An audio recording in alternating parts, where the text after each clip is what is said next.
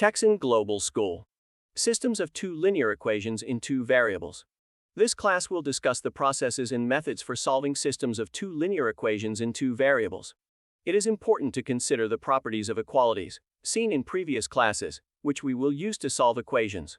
Remember that a linear equation with two variables, graphically, represents a line. As shown in this example, any line can be graphed by obtaining at least two coordinates.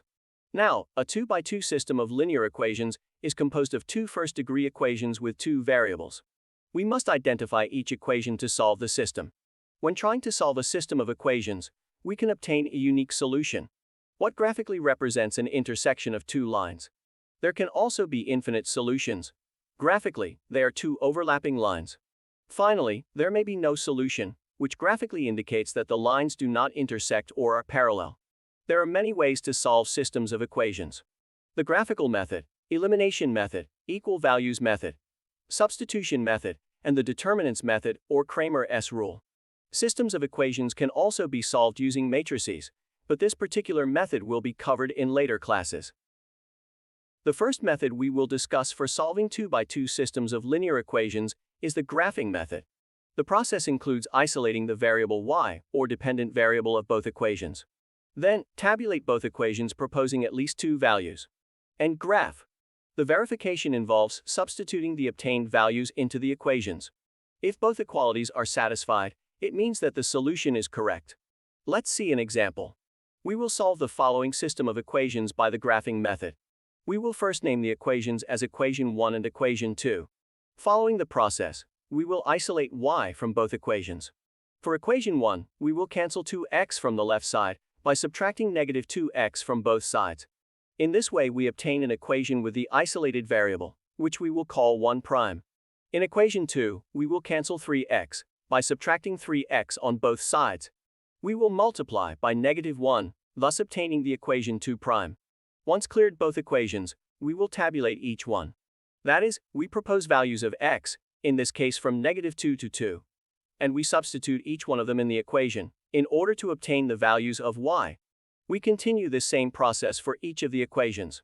In this way, we can construct the coordinates of the points x, y. It can be seen that there is a common point. This is the solution point whose coordinate is 1, 3. Now we will plot the obtained coordinates on the Cartesian plane. We can see that the lines intersect at point 1, 3. This means that x equals 1 and y equals 3. To verify, we simply substitute the values of x equal to 1 and y equal to 3 in the original equations.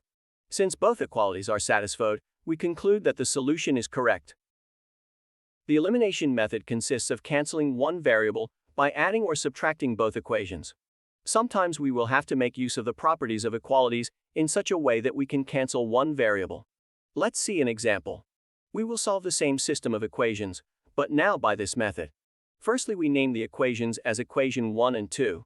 By analyzing the equations, we can see that if we add both equations directly, we can cancel y, thus leaving a linear equation of one variable. By isolating that variable x using properties of equalities, we obtain that x is equal to 1.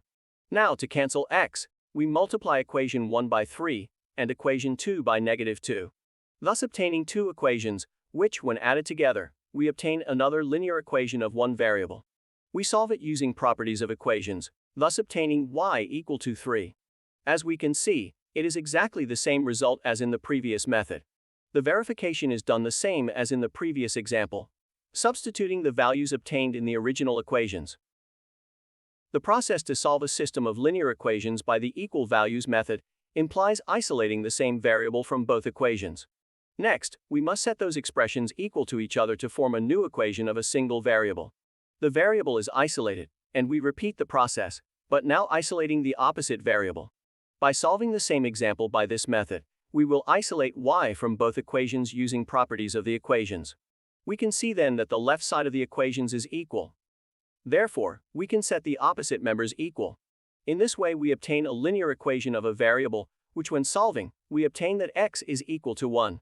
We repeat the process, but now isolating the other variable, x. Likewise, we have two equations, both of which have the same left side. We set them equal, obtaining a linear equation of one variable. When solving, we obtain that y equals 3. Once again, we can see that the result is the same as the previous methods. In the substitution method, we must isolate a variable from either equation and substitute it into the other equation. We thus obtain a linear equation of one variable, which we must solve. Finally, substitute the value obtained in any of the equations to obtain the value of the other variable. Using the same example, we will isolate y from equation 1. The obtained equation is substituted in equation 2. We thus obtain a linear equation which, when solving it, we obtain that x equals 1. Finally, we substitute this value of x in 1 or in 2. In this case, we choose 2, thus obtaining that y is equal to 3. Before moving on to the last method of determinants or Cramer, we will see that the determinant of a 2x2 matrix is a real number, denoted as delta, which is calculated by multiplying a times d minus c times b. The process for solving a 2x2 system of linear equations by determinants involves calculating the determinant of the system. Then calculate the determinant of x and the determinant of y. Then x and y are calculated with the indicated quotients. In the same example, the determinant of the system uses the numerical coefficients of the variables x and y. We then place 2, 3, 1 and -1. Now we cross-multiply 2 times -1, and by definition, subtract this product from 3 times 1. When solving, we obtain that the determinant of the system is -5. Now we change the numerical coefficients of x for the independent terms. We put 5, 0, 1 and -1. We multiply again, cross and subtract the products, obtaining a determinant of x equal to -5. For the determinant in y, we change the coefficients of y by the independent terms. We put 2, 3, 5 and 0. We subtract the cross products, resulting -15. Finally, x will be equal to the determinant of x over the determinant of the system, and y will be equal to the determinant of y over the determinant of the system, resulting that x is equal to 1 and y is equal to 3 as in the previous methods. Texan Global School. Global online learning. Knowledge for the world. www.texanglobalschool.com